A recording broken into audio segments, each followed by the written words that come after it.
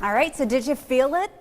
Probably not. A 2.5 magnitude earthquake was reported early this morning in the southern part of Bradley County. It happened around 4:30 in the Wildwood Lake area. There have been no reported injuries and no damage. A little bit bigger than we originally thought this morning, but that's still a pretty small earthquake. Usually it's about 3, it's got to be over 3 for it to be felt. Okay, so you probably didn't feel it, but it did indeed happen.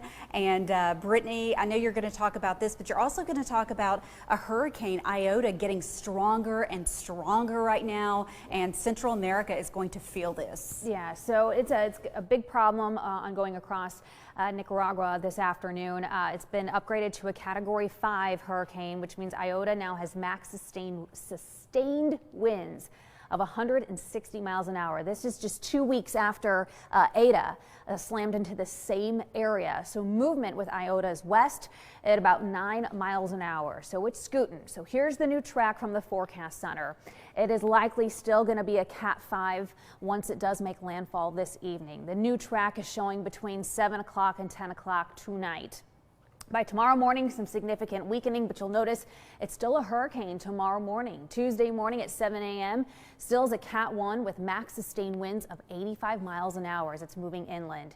Rainfall amounts total with Iota. This forecast model, this is the North American model, it's showing at least a foot to the coast. We're also likely going to see storm surge of 12 to 15 feet in spots across the coast. So some big problems ongoing across Central America, and even Belize could get anywhere from 10 to 11 inches of rainfall with this storm as well. Here locally, obviously no problems ongoing. A lot of blue sky. Temperatures are going to make it to the 60s today. I've risen that top temperature a hair to just 62. But it's cool, it's clear, we've got really low humidity, making for a nice November day out there. Humidity is going to continue to take a tumble this week too. So right now it's not 60 degrees yet, even Dalton, 59 right now. Cold spot is out of Altamont, they're coming in at 51, not much wind out there, and of course there's no pollen now. But here's our forecast lows tonight. I'm putting us down to 40 in Chattanooga. Everybody else, and then of course in the higher elevations, it is going to be in the mid to upper 30s. So not quite as chilly as what it was this morning, but 38 Altamont, 37 Murphy, 36 for the Blue Ridge. We also have the landed meteor shower that's peaking early tomorrow morning. We get to look for about 10 to 15 meteors per hour. We've got a waxing crescent moon, which is excellent news, and it sets early, which means we're going to have a dark sky early tomorrow morning. Look east, best time is going to be after midnight and just before sunrise too. So next thing you can see, this is really tomorrow morning, and then again I think you'll be able to see it again on Wednesday morning. So happy hunting, our night owls, and bundle up. It's going to be cold by midnight, and then again as we head into Wednesday morning. Top temperature tomorrow, we might make it to 60.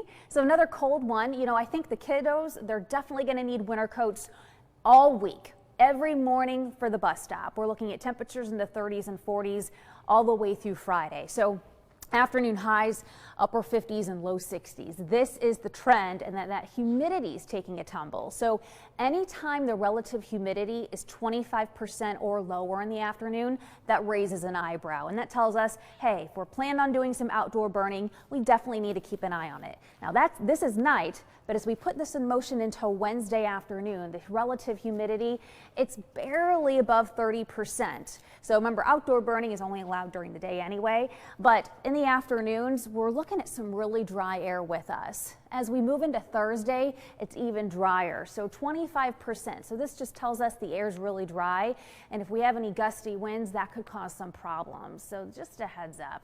Here's the new 7-day forecast to get to then. By the upcoming weekend, things do warm up a little bit.